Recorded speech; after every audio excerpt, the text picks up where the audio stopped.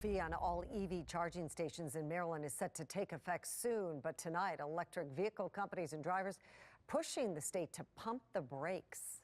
Fox 45's Rebecca Pryor reports they argue the fee is excessive and could slow the state's budding EV industry.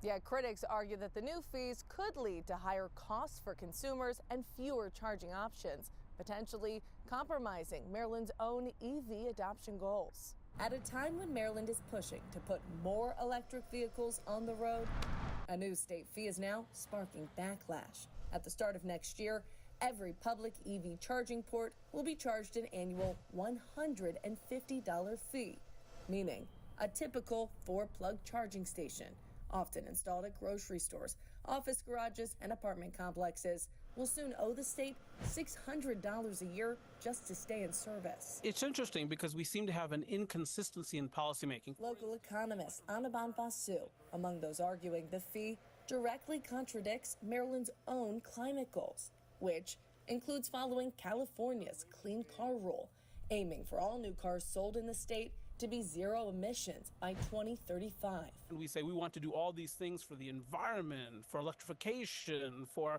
technological development in Maryland, and economic development, and then we pass taxes and fees that push in the other direction.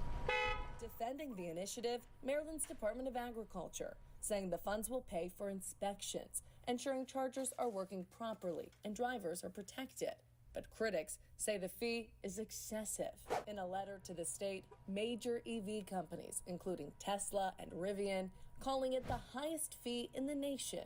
The letter requesting a reduction to $25 per port, noting gas pumps are inspected for just $20.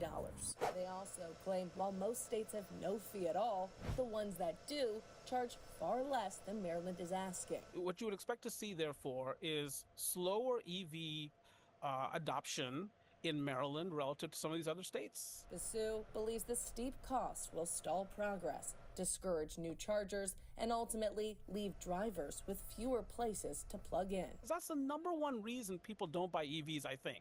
It's not because they miss the grumble of a V8, of course they do.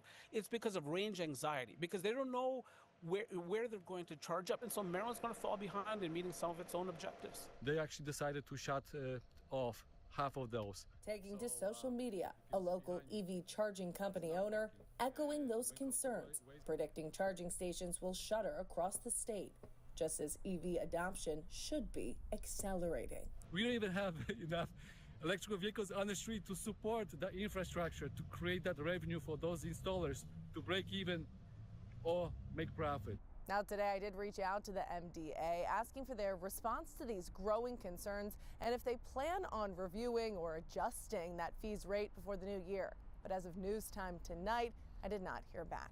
In Baltimore City, Rebecca Pryor, Fox 45 News. I'm Mary Bubala. Thank you for watching. Here's another video for you to watch. Also take some time to subscribe to our YouTube channel.